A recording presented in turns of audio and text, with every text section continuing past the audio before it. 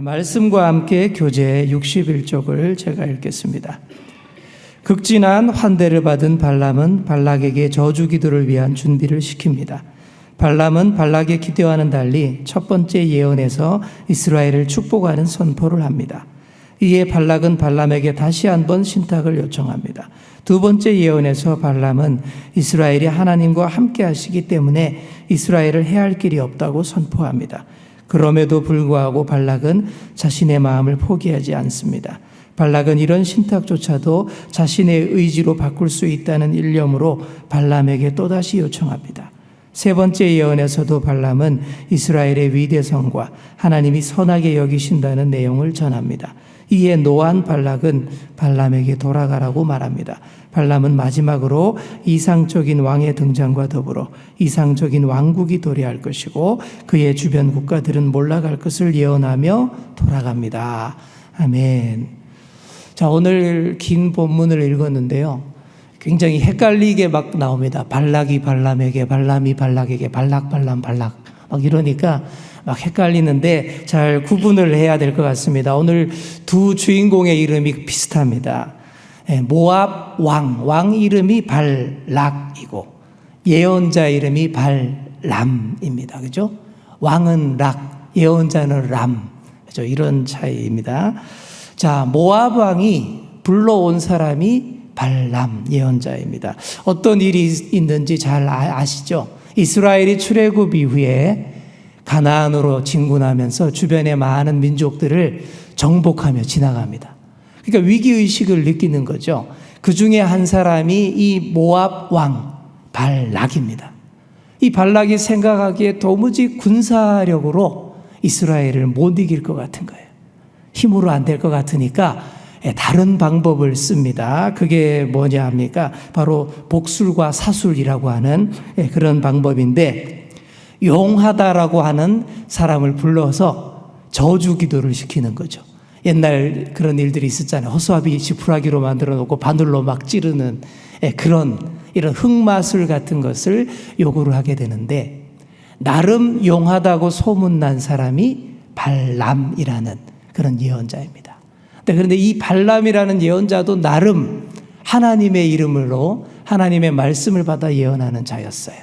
그래서 이 사람이 이제 발락 왕의 초빙을 받아서 발락 왕 앞에게로 오게 됐습니다. 복채를 두둑히 챙겨줬어요. 오기만 하면 이거 다 주겠다고. 그러니까 얼마나 솔깃합니까? 그래서 이 발람이 오게 되는데 지난 토요일 날 다 말씀 묵상하셨죠? 그 스토리를 보면 이 사람이 말로는 그래요. 나 절대 안 간다. 나는 하나님 이 주시는 말씀만 예언한다. 겉으로는 그런데 내가 가만히 들여다보니까 묵상해보니까 이 사람 내면에 이 사람 심 깊은 마음속에 가고 싶은 마음이 있는 거예요.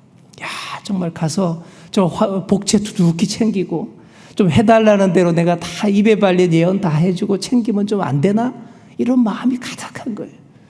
워낙 가고 싶어하고 또 가고 싶어 하니까 하나님이 할 수 없이 그래 가라 이렇게 보내준 겁니다. 그런데 가는 대신에 내가 너에게 주는 말씀만 예언해라. 딴 얘기하지 마. 너 그러면 죽어? 하는 경고까지 합니다. 그 경고가 뭔지 아시죠?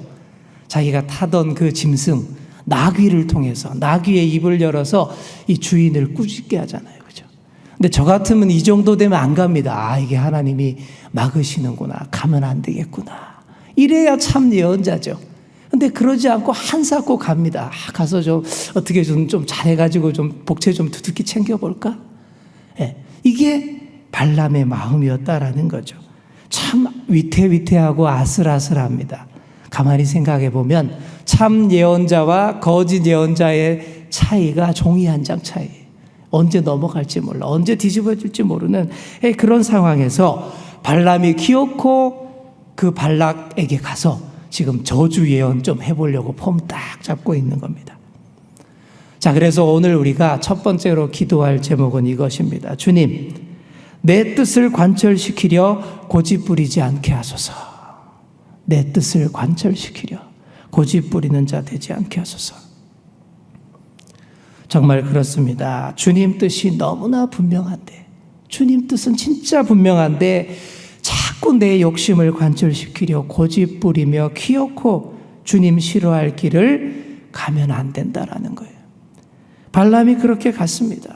말로는 하나님이 주시는 예언만 한다고 해놓고는 어떻게 하든 자기의 이익을 취할 길이 없을까 하며 그 마음으로 가 있다라는 거예요. 그래서 저주하려고 지금 폼 잡고 있는데, 근데 여러분 어떻게 됩니까? 저주가 안 돼요. 저주가 안 됩니다. 하나님이 그에게 계시해 주시는 말씀은 저주가 아닌 축복의 예언이었습니다. 축복만 그 입에서 막 쏟아지는 거예요. 왜 그럴까요? 하나님께서 이스라엘에게 저주가 아닌 축복의 길을 미리부터 다 예약해 놓으셨기 때문입니다. 아브라함 때부터 이스라엘 백성과 미리 다 계약을 해놨어요. 축복의 유업이 이어지도록 다 해놨습니다. 이 약속을 되돌릴 수 있을까요? 절대 없습니다. 하나님의 큰 그림은 이스라엘이 축복의 자손이 되어서 그 복이 좌우로 흘러 넘치게 하는 것이 하나님의 큰 그림이었습니다. 그러니 이 모압 왕이 하는 짓이 계속 헛발질인 거예요. 자기 바램대로 발람이 막 저주해 주기를 기다리면서 막 몸과 마음을 가다듬고 치성을 드리고 있는데 옆에서 하는 발람의 예언은 다 이런 것들입니다. 단상에서 마음을 모으고 발람이 하는 첫 번째 예언은 이런 거예요. 하나님이 저주하지 않은 자를 내가 어찌 저주할 수 있으랴. 이렇게 시작을 해요. 그리고는 마지막이 이래요. 나 발람도 이스라엘처럼 하나님의 복 많이 받는 사람 되기를 원하노라. 뭐 이런 식으로 예언을 해버립니다. 야, 이게 아니잖아 하면서 여기 터가 안 좋은가 봐 하면서 또 자리를 옮겨가면서 또 예언을 합니다. 또 딴 데 가면 제대로 되지 않을까 저주를 독촉하는데 두 번째에서도 발람이 어떻게 노래합니까? 이렇게 노래합니다. 야곱을 해칠 점술이 없고 이스라엘을 해칠 복술이 없도다. 이렇게 얘기를 합니다. 이스라엘에게는 어떤 점술이나 또 마술이나 술법도 저주도 듣지 않는다라는 그런 얘기를 하는 거예요. 여러분 정말 놀라운 얘기죠. 정말 큰 은혜입니다. 우리가 믿는 자로서 이 땅을 살아가지만 여러 가지 힘들고 어려운 일들이 참 많습니다. 하지만 온갖 장애물보다 큰 것이 하나님의 은총인 줄 믿습니다. 온갖 저주와 방해보다 더 큰 것이 하나님의 축복인 줄 믿습니다. 진실한 하나님의 자녀, 진실한 하나님의 백성이라면 어떤 저주도 통하지 않는다. 바늘도 안 들어간다라는 것입니다. 오히려 그 저주가 축복으로 다 바뀌어 버린다라는 말씀입니다. 그래서 우리가 두 번째로 기도할 제목은 이것입니다. 주님, 어떤 공격과 저주도 내게 다 축복으로 바뀌게 하소서. 어떤 저주와 공격도 내게 다 축복으로 바뀌게 하소서. 사랑하는 성도 여러분, 모든 저주와 공격도 다 축복으로 바뀔 줄 믿습니다. 사랑하는 주님의 자녀로 등록이 되어 있다면, 주님의 말씀 안에, 주님의 그 장막 안에 거한다면 다 그리 될 줄 믿습니다. 자, 이런데도 발락이 계속 집요하게 저주하려고 합니다. 또 자리를 옮겨 다닙니다. 옮겨 다니는 곳마다 정성을 다해서 제단을 쌓고 수송아지와 수장을 번제물로 희생제물로 드리면서 치성을 드립니다. 어떻게 하든 이스라엘 백성들의 약점을 잡아서 그들의 부족함과 죄악을 드러내서 그 틈새로 저주를 집어넣겠다라는 아주 사악한 그런 마음들입니다. 그렇게 마지막 세 번째 예언까지 하게 되는데 오히려 이스라엘에 대한 축복의 강도가 더 세어집니다. 이렇게 예언합니다. 야곱이여 내 장막들이, 이스라엘이여 내 거처들이 어찌 그리 아름다운고. 이렇게 축복합니다. 또 너를 축복하는 자마다 복을 받을 것이요 너를 저주하는 자마다 저주를 받을지로다. 발람이 이렇게 마지막 예언을 이렇게 합니다. 우리 한번 따라해 볼까요? 너를 축복하는 자마다 복을 받을 것이며 너를 저주하는 자마다 저주를 받을지로다. 야, 아멘. 엄청난 권세입니다. 이게 엄청난 축복권이라고 얘기하죠. 자, 이렇게 마무리를 하니 불렀던 발락이 아주 분노합니다. 지금 너 뭐 하냐? 너 해고야. 이제 이렇게 되는 거죠. 너 돌아가. 이 계약 위반이야. 자, 그래서 발람이 돌아가게 되는데, 여기까지만 보면 어떻습니까? 발람이 참 잘한 것 같죠? 위태위태한 중에도 참 예언자답게 잘 처신한 것 같습니다. 오늘 본문까지만 해도 그래도 괜찮습니다. 그런데 성경의 행간과 그 이면이 보면 그렇게 단순하지가 않아요. 결국 발람이 어떻게 되냐 하면 나중에 이스라엘 백성들에게 칼에 맞아 죽습니다.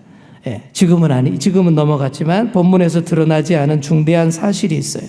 신약 성경에서도 발람이 아주 그렇게 사악한 짓을 했다라고 비판을 하고 민수기 31장에도 보시면 발람이 이스라엘을 바알 부올에서 범죄하게 했다라고 얘기하고 있어요. 그러니까 여기는 잘했는데 이런 유혹을 못 이기는 거예요. 어떻게 자기의 만족과 유익을 위해서 이스라엘을 저주하는 그런 대열에 결국 동참하게 되고 결국 타락하여서 미디안 정복 과정에서 죽임을 당하게 되는 것이 발람의 운명입니다. 여러분, 이렇게 예언자는 언제든 탄핵당할 수 있습니다. 언제? 하나님이 주신 뜻을 거스리고 자기의 유익대로, 자기의 생각대로 자기의 뜻을 개입시켜서 대가를 받고 잘못된 예언을 행할 때에 이렇게 탄핵당할 수밖에 없다라는 것이죠. 오늘날 거짓 예언자들이 참 많습니다. 우상의 노예가 되어서 자기의 만족의 노예가 되어서 대가를 받고 남들이 원하는 입에 발린 예언들을 거짓 예언을 해주는 그런 예언자들 참 많이 있습니다. 그러면 안 된다라는 것이죠. 예언 안 하고 엉뚱한 말 하다가 망합니다.